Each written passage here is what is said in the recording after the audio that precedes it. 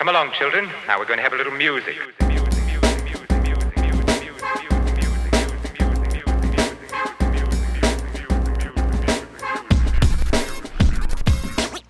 What is up, you guys? Welcome back to the First Cut channel, or if you're new here, please drop a like and subscribe if you enjoy this review. But getting into it all, I'm Sabrina and I'm here with RB3, and we are here to talk about Oz Perkins' film Longlegs. This one stars Nicolas Cage, Maika Monroe, Alicia Witt, and Blair Underwood. And those are kind of the heavy hitters in the film, but of course, there's a wealth of amazing supporting cast members that kind of pop up throughout the film. But I want to bring it over to you, RB3. What were your expectations going into the film, and how did this match up once you got to the end of it? My expectations were really high. I mean, I saw it the Sunday that it came out. Everybody really setting high expectations for it. Yeah. I was so scared I even had to have a glass of Pinot before I sat in, just to like chill the nerves a little bit. And by the time I watched it, I will say I was scared. It was very scary. And I did enjoy the film a lot on a filmmaking level, from filmmaking qualities as well. It wasn't the scariest thing I've ever seen. Like, I think, for me, I still have nightmares about Hereditary and some certain other films that still stick with me a little harder. But that being said, though, this was an amazing piece of horror filmmaking and definitely above average in terms of, like, they did have a fair share of jump scares, but they also had a fair share of, like, psychological, disturbing, kind of dreadful moments as well. So I thought it was really well done. Yeah, no, I love that you mentioned Hereditary and kind of the psychological and atmospheric horror that this film has. I think that's what gets me, and there's only been 2 times that I've been like genuinely terrified in a theater, and it was Hereditary and then it was this film for me. And I think like jump scares and kind of those surface level horror moments in some of the wide releases that we see, those don't really hit. Like, of course, leading up to the jump scare, and then I will jump. I am someone who jumps a lot in a film. But then after that moment passes, you kind of get that moment of relief. It's like, okay, it's over. And then it builds up to the next one. So to me, those definitely do feel a little bit more cheap versus this one because of the atmospheric horror that Oz Perkins brings to it. This like immersive, unrelenting dread. I think that's what stuck with me, and I've seen it twice. I saw it a few weeks ago at the Vista and then also at the Grove. So 2 very different experiences, honestly, and I think if I was watching it at the Grove for the first time, I don't know if it would have hit as hard as it did for me at the Vista. I think the Vista is just really dark. The film is so quiet and everyone was silent. Like you could hear a pin drop. If somebody like made any noise whatsoever, if someone opened a door, you'd be able to hear it. And I think that environment was perfect for me to watch this film for the first time. And both times I got to go to a Q&A with Oz Perkins and Maika Monroe. And I think those were definitely very interesting, and I think it added some more depth to the film, even though it worked for me, because like the marketing was on point. I think Neon is really doing an incredible job this year, especially with this film. Also, the upcoming Cuckoo. I think we're getting just enough to rope us into wanting to see the film and being interested in it, but not enough where it tells you the story or you really know what's to come. Let's talk about it from a filmmaking standpoint. The negative space in the composition and the desolate landscapes, the quiet sound design, I feel like that all kind of lends itself to that atmosphere. Did you have any thoughts on the aspect ratio change throughout the film, or did that like take you out of it from a filmmaker standpoint? Well, we've seen that a few times in recent movies. We haven't seen that as much in horror movies. I definitely kind of more associate that with like Wes Anderson movies, honestly. It was nicely done. It kind of set the time frame from past versus present. And I also like how they kind of gave us hints about the time period, like the 90s, like what time periods this take place in, without overtly saying those things. I feel like they did a lot in between the lines. There's a lot of great scenes, like when she's going through like the sidekick test in the beginning of the movie, and they don't really explain what's happening until like afterwards, but I thought that was just like a really amazing, engrossing scene. Yeah, I think for me, the filmmaking definitely feels on par with, another psychological horror movie that stuck with me, Enemy from Denis Villeneuve, with Jake Gyllenhaal, you know what I mean? So I felt like that film also had this very like creeping behind your back kind of feeling when it comes to like, there's always something to kind of look out for. It's always going to kind of trip you out on a deeper level than, like you said, on the surface level. So it was great. I thought it was really well done. Like you said, the filmmaking. I also think about the Barbarian as well. That came out a couple years ago, especially from the period perspective. Sorry, they're doing work outside my house on the line. But yeah, it was just overall just really, really great stuff. Yeah, no, I love what you mentioned because, like, we're talking about that negative space, and a lot of the times there's not actually anything there, but you feel like there is, and you almost feel like you should be looking over your shoulder, looking around, trying to find those bits and clues. Because, like, Lee Harker and the structure of this film, it's like she's uncovering the case piece by piece.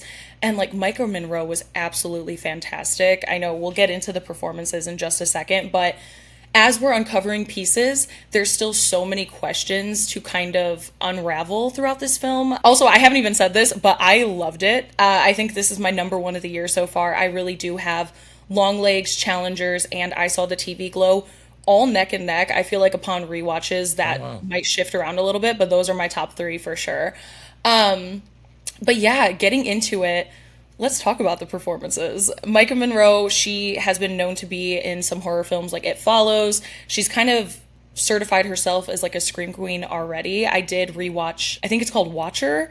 It's the one that where she lives in Romania with her boyfriend, and there's like a creepy stalker the whole time. Yeah, and they were remaking that with James McAvoy this year.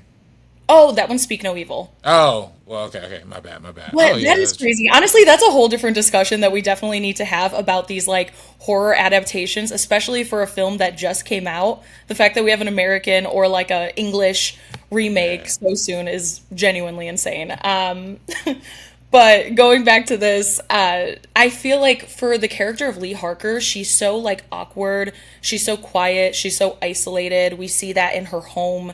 We see that isolation even on the screen throughout all the different areas that they're in. It's almost like, are we seeing this world through her eyes? Which, like, we're not seeing people outside of their homes. We're going to subdivisions, but like, it looks like there's no life around. A family can sit in a house and be dead for a month until they're discovered. Just seems like nobody cares and everything is so desolate. And I feel like she kind of captures that. And I think we see that in the moment with Agent Carter, Blair Underwood's daughter in the film, where she asked her, like, is it scary being a lady FBI agent? And we see it from the first scene when she's a rookie going on her first, like, door to door.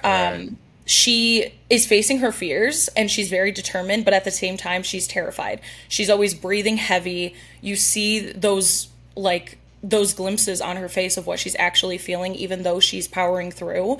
And I just find that to be very fascinating from Maika Monroe. I think that's something that definitely haunted me throughout the whole film.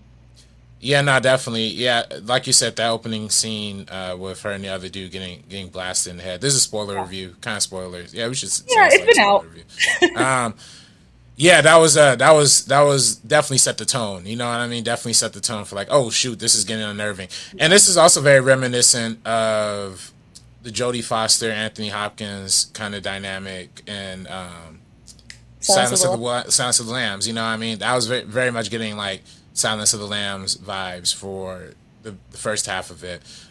Like setting up that procedural element and things like that. Yeah, I thought that was cool. I think that's where I was like more pleasantly surprised because I didn't see any kind of trailers for it or anything like that. So I had no idea what the movie was. And I thought it was just going to be just straight up like full serial. I honestly thought it was going to be full up like Nicolas Cage being a serial killer kind of movie.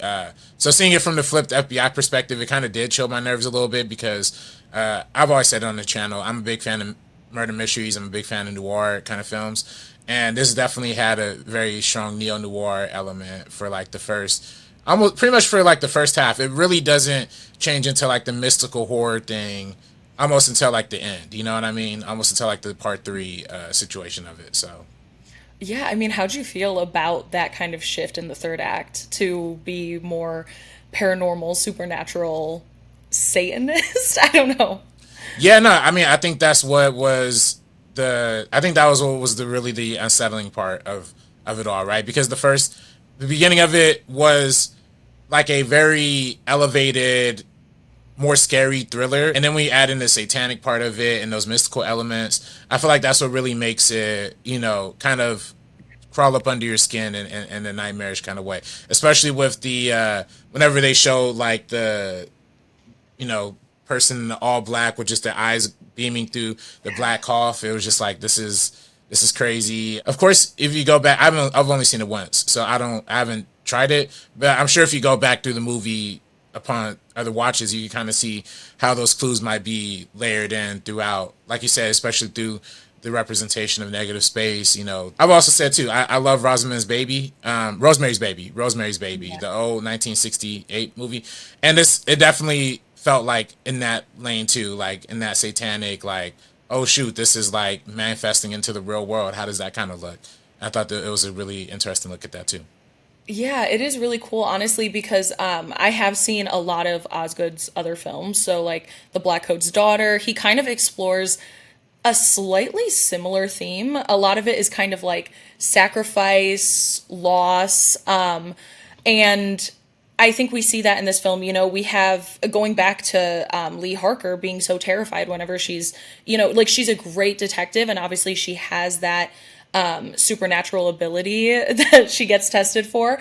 But at the same time, she's sacrificing so much of her life, and also like the other FBI agents are too. She's sitting there falling asleep while she's uncovering these clues. She's dedicating a lot of that to finding Longlegs, solving these crimes. And then we have, again, this is a spoiler chat, we have her mother sacrificing fully her own life because now she's no longer a nurse. She's not living a normal life by any means. She's fully a hoarder, holding on to probably a lot of the past. And she's committing those nasty acts she's talking about. And then we have Longlegs sacrifices for his like satanic agenda, so there's just a lot of these like twisted sacrifices, all kind of culminating in that third act. I mean, I think ending on Longlegs saying like, "Hail Satan," it shows, like he said, his work is not done and it will carry on. She didn't have enough bullets to shoot that doll at the end. And so we don't know what's going to come of it. But as for the time being, kind of like it's subdued. She was able to save somebody in this struggle in the third act. That's very interesting. That you mentioned, she didn't have any bullets. I didn't read it that way. I felt like she just didn't. I felt like that was a more subjective thing. Like I felt like she probably had plenty of bullets in that gun. Like, 'cause she only shot like 3 or 4 of them, and then there's gonna be a minimum of 6.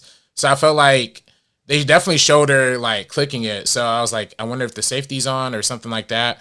But that was definitely one thing that I was like, I think that was. Maybe I could be wrong with my interpretation, but I think that was maybe her like accepting the mantle that her mother had left. You know what I mean? Like about to start bringing those dolls around, the same way too. Like I feel like that's what that was. I mean, I could be wrong too, but I just felt like there was I felt like the way the sound just cut out, and then like she kept shooting it, none came out, but then like objectively there should be bullets in there. Like I would think, So No, I know. well, that's what I love about this is that it's ambiguous enough where we can have the different interpretations. And I love yours, honestly. I feel like for me, I don't want to believe it. Like I want to, because she sacrificed so much of her life, but it would make sense because she was kind of a recluse. And ultimately, like she lost her mom and also this weird parental figure in this Longlegs. Like even when he's like, there she is, he has this attachment to Lee because he's watched her grown up. He's been downstairs the whole time. And so I adore yours. I would honestly, from that lens, I do want to watch it because I am going to go see it again. I really enjoy this one. So I'm going to see it from that. I want to believe in the positive of it. But again, from that final shot, I mean, I see where you're coming from 100%. And then, yeah, I mean, let's get into it with Nicolas Cage. Because, a lot of the marketing, we never saw his face. And then the opening scene is the first time we get the briefest little glimpse, which to me this was one of the best opening scenes in a very long time, especially for a horror movie. What were your thoughts on his character, his performance, the look of it all? Anything jump out to you? Yeah, well, his performance was great, of course. Like Nick Cage ate it up, and I'm sure he signed up for the role knowing he was going to eat it up. So that was great. The look of it was great. To be honest, though, again, this is it's one of those things where your mind is like, you know, when you read a novel or something like that, your mind makes the imagination of it. Your imagination makes it scarier than it actually looks like when you actually see it. So then they definitely did that with Nick Cage. Like they built up to like the look that he was looking. And to be honest, when they showed the face, it wasn't the scariest. Like I was like, oh, I've seen that guy like plenty, like probably like 300 times in my life. Like I think that's what kind of made it a little bit like I've definitely seen a similar, not a similar look. Like he was definitely above average ugly, but like it was like I've definitely seen that level of ugly in the real world plenty of times. I'm like, okay, like this isn't the worst. And he's doing the hand thing. I'm like, I've seen weird stuff like that, but like that the calculations was what really made it scary. And I love math. Like, you know, I'm a big math guy. So when she's like, yo, he's using algorithms to like use people's birthdays and I'm like, yo, that's so, oh, I've never seen that. I'm like, I had to Google like after the movie, like, is this based on something? Like the real serial killer did that? Because if like, I'm like, yo, like that's kind of a genius little way to like do your little calling card for it. I hate to say like genius for a serial killer, like that sounds so messed up. But I'm like, yo, that's what really made it. I was like his plan and his execution of the plan really is what made it stand out for me. And yeah, of course, you know, that scene when he does the head smashing too, like smashing his whole head in, that was very horrifying as well. But yeah, overall, Nick Cage was great. The performance was great. The makeup was like, they built up to it, and I'm glad they built up to it because it definitely added to the terror factor.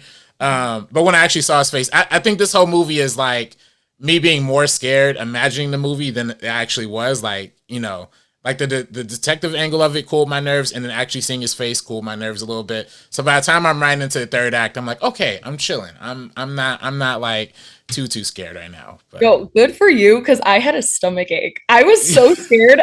My stomach hurt. It felt like, you know, just like that intense like feeling of dread, like deep in the pit of your stomach. That is what I felt throughout this entire film. Like I think from that opening scene, I physically actually had my jaw like dropped. And then I realized like 20 minutes into the movie, I was like, oh, I should not be like, let me fix that. I'm just like the whole time.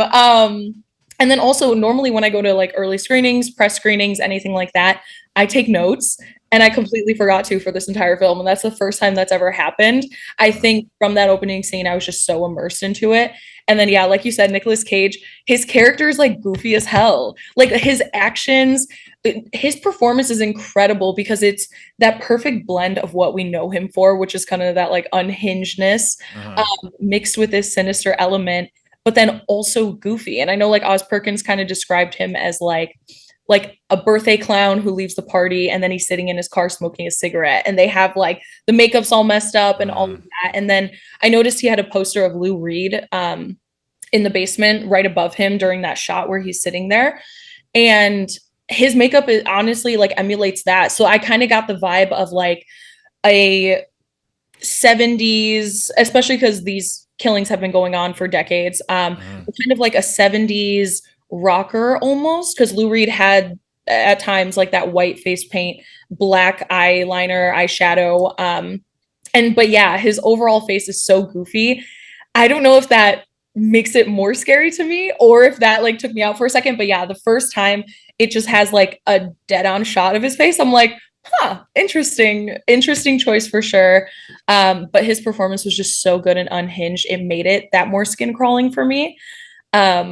But yeah, and I mean, Blair Underwood, I loved every single one of his line delivery as Agent Carter. He was so good in grounding the film. I think like his comedic moments were definitely necessary to kind of break up that tension just a little bit and provide like some relief. And yeah, I mean, overall, just a really, really dark film from a filmmaking standpoint. Definitely so masterful. And even Alicia Witt, who I know she got her start working with David Lynch in his Dune film and then also Twin Peaks. I think she was so haunting as the mother. And, you know, like when I initially did my written review on it, I couldn't get into it because of spoilers. But damn, him tying her up in that scene and her exposition dump kind of like at the end, I usually don't like those that like kind of explain everything, but I think because it was told in this like fairy tale sing-songy way, I thought it was just incredibly haunting. Yeah, it was very well written. Like you said, from a dialogue perspective, like that was like an exposition dump, but then, like you said, the way it was executed was different, and we didn't really get too many exposition dumps throughout the entire movie. Like besides, besides what like tickles my brain, like with the math algorithms, but I'm like, yes, like that's awesome. And then, and yeah, like I said, Blair Underwood was great. It was really tough seeing him make that dark turn at the end. With his family, But he's it was like, I'll be back. You won't. Like, you'll be in the kitchen. right. I'm like, yo, dang, this is tough. This was tough.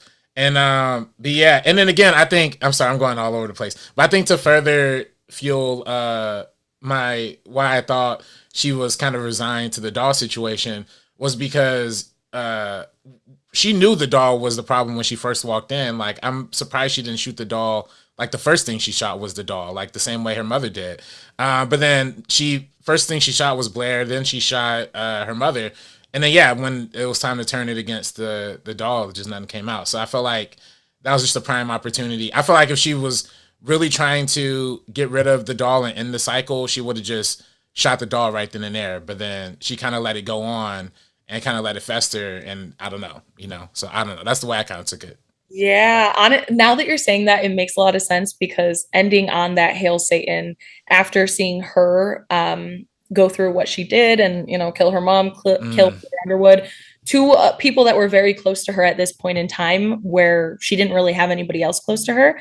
mm, It's almost like Longlegs kind of like groomed her to almost take his spot eventually, right. because her whole life has been like shrouded, her mind has been shrouded by him.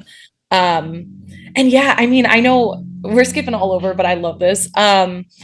The mental hospital, the doctor guy too, like those comedic Oh lines yeah, really stick out yeah, to me. Kiernan Shipka's moments, like I love this balance in tone with adding those comedic elements, but it still for me was entirely terrifying.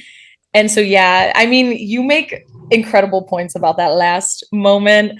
I don't want to, I'm like pro Agent Harker not being evil or like even succumbing to it at all. But at the same time, that honestly makes it even more dreadful and even more scary if that is yeah, the case. yeah. And then Mika Monroe, right? Yeah, her performance was so stone faced and so like very Like like dignified. yeah. So it kind of makes the ambiguity even like harder to dissect because she could play almost both ways. You know what I mean? So Yeah. it was really well done. Yeah, I mean, let us know in the comments what you think. Is Lee Harker kind of succumbing to this evil in her life? Or is she going to do the right thing? Who knows? Now she has Agent Carter's daughter. Who knows what's going to happen there, if she's going to utilize her for more. But I Mm. feel like, was this the last kill that would have ended the algorithm, or did it have to continue? I feel like that's one that I have to go back and rewatch that to confirm because I do feel like they were nearing the end. I feel like they were nearing like the full triangle situation. Like, I think this was like that's why he specifically targeted like, yo, speak to your mother on this day. But that also makes me wonder, like, why didn't he make the connection that his daughter's birthday would also land on the algorithm thing? Maybe he just Right. If didn't there think was that a hard about it. serial killer targeting little girls' families that birthdays end on or like take place on Mm, the 14th, and my mm. daughter's birthday took place on the 14th, I'm like out of there. And I Right. probably wouldn't let somebody in. Like, there was a lot of clues there. If a nun shows up at my door, I'm so sorry. Yeah. Anyone shows up at my door, I am not letting you in. Yeah. Could never happen. But to end off this review, RB3, let us know your final thoughts for Longlegs. Yeah, no, I really enjoyed it. I really liked it a lot. I love the filmmaking of it. I love the horror. I love the performances. I thought it was really well done. It was a really well done horror film. It might be probably one of my favorite horror movies this year. I for some reason I think there's another one that I really like too, but I can't remember off the top of my head. It's very funny. You love the I Saw TV Glow. I didn't like that movie that much. I didn't love it. But I mean, I would love to talk about that too with you one day. Let's do it. Let's have that Yeah, discussion. yeah. But no, but I loved Long Legs though, and I'm glad it's mass successful. Yeah, I mean, it is really cool when we have this not necessarily like the mainstream type of horror, like something that comes to mind. I hate to throw it under the bus, but like Strangers Chapter One, which to me was just a not well made movie. And, it's kind of something that is more likely to appeal to a mass audience versus a film like this. This is definitely a really interesting one. I really like Osgood Perkins' films. I like his themes that he kind of brings to the table. I know he's working on a Stephen King adaptation. I think it's coming out like next year for The Monkey, which is his short story. Very, very curious to see that. Just because a lot of the times he has been, the writer and director when it comes to like The Black Coat's Daughter or this film. These are kind of original concepts. So I'm excited to see a how he brings to the screen a story that, it's an adaptation. So yeah, Nicolas Cage, Maika Monroe, Blair Underwood, shout out to all of them. I think it was a smaller cast. I think when somebody did only have a scene like Kiernan Shipka or the mental health, the guy who runs the mental health facility, I think everybody brought their A game. I think the writing was great, the cinematography, the sound design. I think all of those were reasons to see this in a theater if you haven't already. I know it already is like blowing up all over TikTok and everything. So a lot of you probably have, especially if you're watching the spoiler review, but that's definitely the way to go. And I'm excited to give it another rewatch. But overall, for me, this was like a solid 9 out of 10, potentially a 10 out of 10 on my third rewatch. Nah, I feel that. If I had to give a number to it, it'd probably be like a 8 or like a strong 8.5 or something like that. Like pretty high up there. It's really good. One last thing I totally forgot. I wanted to say Longlegs, because we grew up in that like era, of like the creepy pastas and like the weird YouTube and Reddit and all these other things. Longlegs kind of reminded me of like a creepy pasta type story, like a Slender Man from back when we were kids. Oh, ring light. well, Longlegs could say, "Nah, you ain't saying no more." Like, yeah, I'm like, wait, didn't like that one bit. But yeah, I think he reminds me of one of those characters where it's not that scary. Like even if you look at Slender Man, like he goofy looking, not that scary, but it's really the war and the atmosphere that's kind of built up around it. You're at a sleepover with friends, you tell each other these scary stories and taunt each other for the rest of the night, and you have to pretend you're not scared, even though this like character or this being, whatever, is kind of like sticking in your mind as a child. I think the way it was done like that is really fascinating. So yeah, overall, I loved it. But yeah, I think that's the end of this review. RB3 and I will be talking about I Saw the TV Glow soon. I'm gonna have that debate. I'm gonna rewatch it. With all that being said, though, subscribe to First Cut. Follow us on Twitter, Instagram, TikTok at First Cut TMO. And Sabrina, where can people follow you? You can follow me on Twitter and TikTok at Sabrina on Film, Instagram at Sabrina.onfilm, I believe. And then yeah. And yeah, you can follow me at Director RB3. And make sure to hit, like Sabrina said at the beginning, hit the like button if you like this review. Comment below your thoughts on Longlegs or any, and let us know what are some of your favorite movies so far this year. We're in July, so we're at the halfway point. Anyway, y'all, for First Cut Crew, we're peacing out. Peace. You do the math, only one can remain.